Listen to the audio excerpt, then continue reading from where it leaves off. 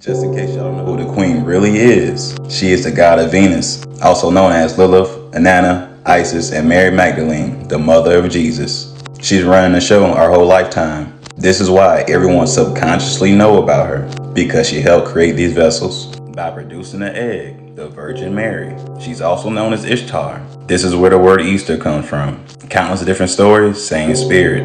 British media reports criticized Vladimir Putin during the 2014 visit with the Queen because of his refusal to help the monarch down the stairs because he generally kept his distance away from her.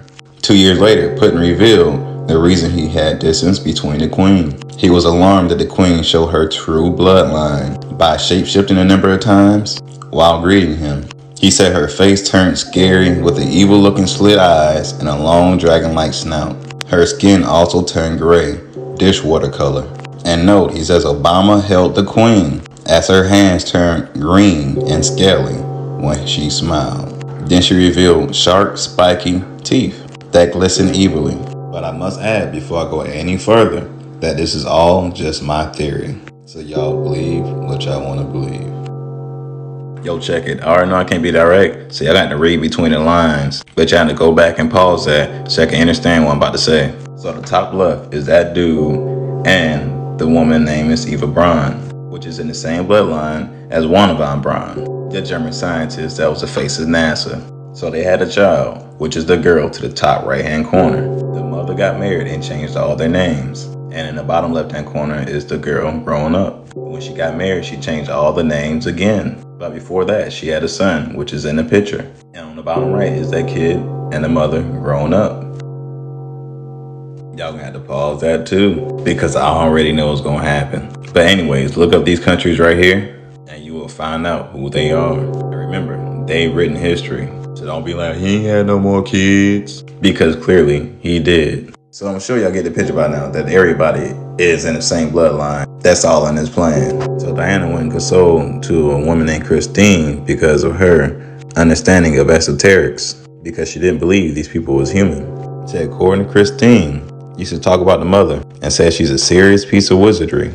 The mother is a lot older than people think. To be honest, the family hasn't died for a long time. They have just metamorphosized. It's sort of cloning, but in a different way. They take pieces of flesh and rebuild the body from one little bit. Because it's cold-blooded, it's much easier for them to do Frankenstein things than it is for us. The different bodies are just different electrical vibrations, and they have got that secret. They got the secret to microcurrents. It's so micro, so specific. The radio waves that actually create bodies. These are the energies I work with when I'm healing. Then they add that there's people like her across all the continents.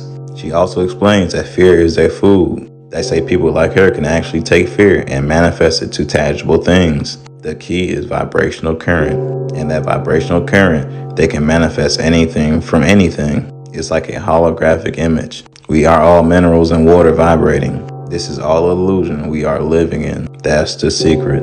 You know, when a monarchy is falling, it's not the end of it. They will manifest it in another form. They have never been defeated, and this is the closest they have came to it. All right, when she says this right here, right? We are in the fourth world. As I said before, we keep reincarnating here because we don't know. But also, like I said, it is the last time that anybody can be released. This is why the war in heaven is happening, because of this enslavement. And I made a video about how the way she stopped the last reset that should have happened in 2012. It literally shows it on the NASA cameras. And that is what caused the Mandela effect. Like they keep thinking of ways to keep extending this over and over and over again. Because of the collective don't want to believe in the truth.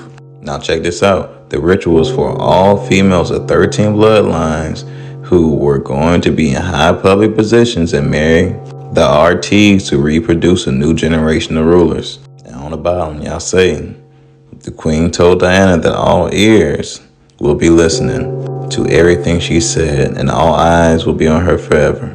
And of course, we already know what happened to her. But should all ears and all eyes be on the families? Will the world see them shapeshift soon? I don't know. We might not. Like I said, this is all just speculation, maybe just a conspiracy. But anyways, check this video out. Media has misled the public into believing that Queen Elizabeth II is a symbolic ceremonial figurehead with little or no real power, that she is a that harmless old relic who passes her time sipping tea at the palace.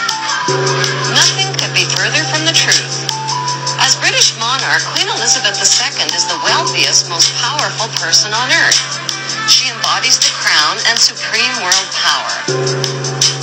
Presidents of the United States are forbidden any title of nobility and are subservient to the monarch.